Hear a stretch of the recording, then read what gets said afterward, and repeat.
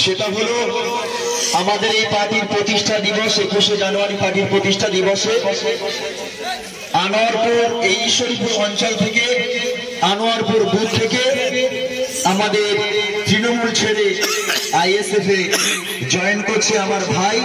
প্রতিনিধি হিসাবে ইনি এসেছেন আমাদের কাছে এবং ওনার যত সমর্থক আছে, কেন যেহেতু তৃণমূল দলটা করতে অনেক কর্মী সমর্থক আছে, সকলে সহ আজকের এই মঞ্চে অত লোকের জায়গা হবে না বলে দিয়েছি, যার জন্য প্রতিনিধি হিসাবে উনি আইএসএফ এর তৃণমূল থেকে আইএসএফ এ জয়েন করছে আমাদের পার্টি প্রতিষ্ঠা দিবসের দিনে। পতাকা তুলে দিচ্ছে আমাদের কুলপি ব্লকের প্রেসিডেন্ট নূর সালাম Gazi. ISF ISF ISF Indian Secular Front जिंदाबाद, Indian Secular Front जिंदाबाद, पीरजादा नौशाद सिद्दीकी जिंदाबाद, पीरजादा नौशाद सिद्दीकी जिंदाबाद, ISF ISF ISF जिंदाबाद, ISF ISF ISF जिंदाबाद। যাক আমার এই ভাইকে নিয়ে আমাদের আইএসএফ এর যে সমস্ত কর্মী সমর্থকরা আছে, আপনারা নতুন করে ওনাকে নিয়ে পথ চলা শুরু করুন। যেখানে যে সমস্যা হবে, যেখানে যে বাধা বিপত্তি আসবে, আপনারা আমাদেরকে জানাবেন।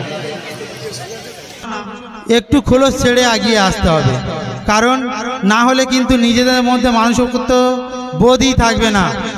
শিক্ষা কেন সমস্ত দিক থেকে এখন যারা একটু দূরদর্শনে চোখ রেখেছে তারা সবাই জানে যে গোটা পশ্চিমবঙ্গ এখন বিক্রি হয়ে গেছে কাদের হাতে?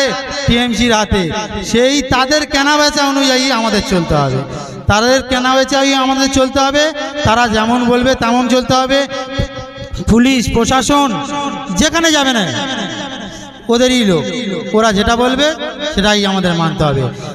তাই আমাদের এই সমস্ত গ্রামবাসী এবং আমাদের জনগণ সমাজের কাছে আমার অনুরোধ, সমস্ত কিছু ছেড়ে আমরা এগিয়ে আসলে, আমরা না পরিবর্তন করলে কিন্তু পরিবর্তন হবে না।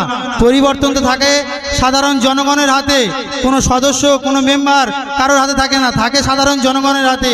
আর সেই জনগণই পারে পরিবর্তন করতে। আর জনগণ যদি পারে যে আমরা চেষ্টা করব যে এখানে আর এই সরকার রাখবো না, তো রাখতে পারবে না।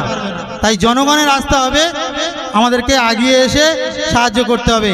আর আমাদের এই কর্মীবৃন্দরা শুধু আপনাদের রাস্তাটা দেখিয়ে দিতে, আর সেই রাস্তায় আপনারা ছুটে এসে যদি এগিয়ে আমাদেরকে পরিবর্তন করানোর চেষ্টা করেন, তবেই কিন্তু পরিবর্তন, নইলে পরিবর্তনটা এত সহজ নয়।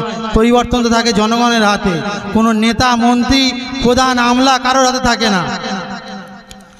এরপরে আমাদের অনেক বক্তব্য, যার জন্য আমাদের